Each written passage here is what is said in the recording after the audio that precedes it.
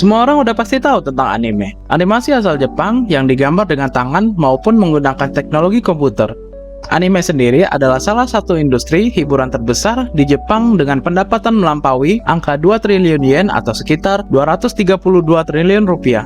Tapi tahu nggak sih kalian, kalau ternyata industri anime ini nggak selalu memberikan kesejahteraan kepada para animator atau pekerja yang bergelut di bidang ini loh. Halo minasan, perkenalkan saya Admin D dan selamat datang di channel Chibatoku. Kali ini kita akan membahas sisi gelap dari industri anime yang wajib kalian tahu. Aku menyeberang ke bagian gelap sekarang. Aku tidak mau membuang uangku untuk menyalakan seluruh toko. Ini sih udah hal umum bahwa dalam setiap industri kreatif untuk mengejar atau menekan kos pembuatan anime, perusahaan seringkali memakai outsourcing atau freelancer. Setiap tahunnya akan ada 200 judul anime yang sedang digarap di Jepang.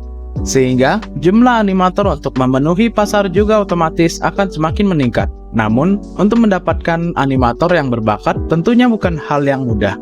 Sehingga sebagai jalan hal tersebut, mereka menggunakan freelancer untuk membantu. Belum lagi, gaji yang ditawarkan juga tidak mahal, bahkan lebih murah. Dilansir dari MaReview, untuk animator pemula, gaji yang ditawarkan adalah 700 yen atau sekitar 900.000 rupiah per jam. Jika bekerja selama 8 jam sehari dan 260 hari setahun, total gaji yang didapatkan adalah 15 juta rupiah sebulan. Buat perbandingan gaji pegawai minimarket yang mendapatkan 900 yen per jam dan bisa sampai 1.100 yen hingga shift malam. Dalam sebulan, mereka bisa mendapatkan 20 juta rupiah. Uang ini besar di Indonesia, tapi untuk di Jepang sendiri, angka itu segitu pas-pasan. Fungsi freelancer ini banyak digunakan untuk in-between animator. Secara sederhana, pekerjaannya adalah untuk menghubungkan antar frame.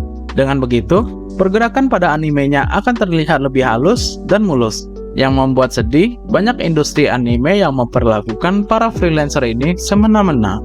Ketika tak lagi dibutuhkan, akan dibuang begitu saja. Para freelancer bisa bekerja hampir 400 jam dalam sebulan dan bekerja 37 hari tanpa adanya cuti. Alasan lain yang menjadikan banyak yang menggunakan freelancer, sebab mereka tak perlu risau masalah undang-undang buruh untuk freelancer. Para freelancer juga merupakan kontraktor bebas, di mana perusahaan tempat mereka bernaung boleh untuk memberikan deadline. Mereka bahkan juga tidak mengeluarkan banyak uang untuk tenaga freelancer. Sehingga, seringkali freelancer dianggap sebagai barang sekali pakai oleh perusahaan yang tidak baik. Karena semakin tinggi kebutuhan pasar, tentunya makin tinggi juga kerja keras yang harus dilakukan. Animator membuat setiap adegan dalam anime menggunakan gambar tangan. Beberapa memanfaatkan bantuan CGI, namun penggunaan gambar tangan tetap lebih tinggi dan dominan. Banyak orang Jepang yang memang memilih bekerja untuk menjadi animator. Kebanyakan, tujuan mereka bukan untuk kehidupan yang layak, namun bekerja sesuai passion. Alasan inilah yang membuat fakta kelam industri anime ini menjadi perhatian. Pekerjaan satu ini memiliki tingkat stres yang tinggi dan menjenuhkan. Akhirnya, banyak animator yang stres dan akhirnya memilih untuk mengakhiri hidupnya. Keadaan semakin menekan ketika dalam setiap adegan saja membutuhkan berlembar-lembar gambar yang memiliki presisi sangat tinggi. Deadline ketat juga turut hadir untuk semakin menambah beban para animator. Di tahun 2014 silam, seorang animator laki-laki memilih untuk mengakhiri hidupnya sendiri. Setelah diselidiki, ternyata sebelum kematiannya, ia sudah bekerja 600 jam lebih.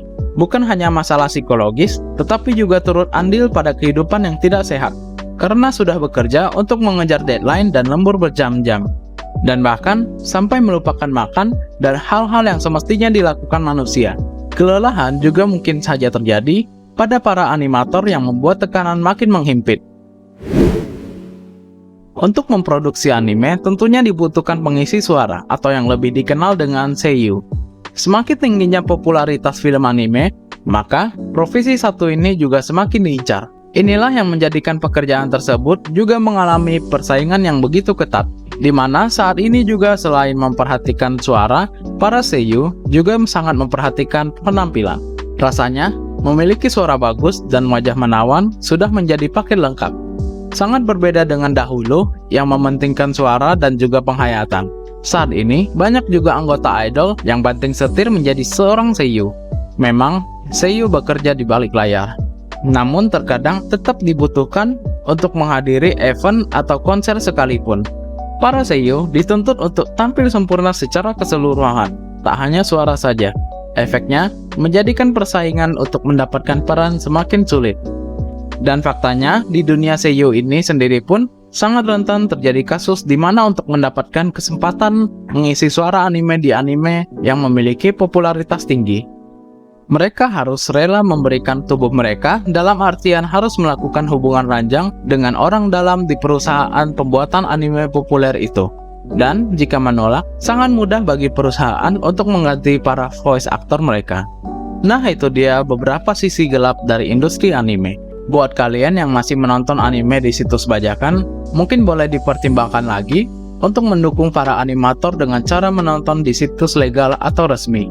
Karena faktanya, pekerjaan membuat animasi adalah salah satu pekerjaan yang sangat sulit. Bahkan saya sendiri ketika baca fakta ini dan ngebayangin jadi animator, udah ngerasa capek dan lelah. Gimana menurut kalian tentang video ini? Bila ada yang ingin menanggapi, silahkan tulis di komentar ya. Terima kasih buat yang sudah menonton, dan jika kalian suka dengan video ini, jangan lupa subscribe, tekan like dan nyalakan notifikasinya ya. Salam dari Chibatoku, matane!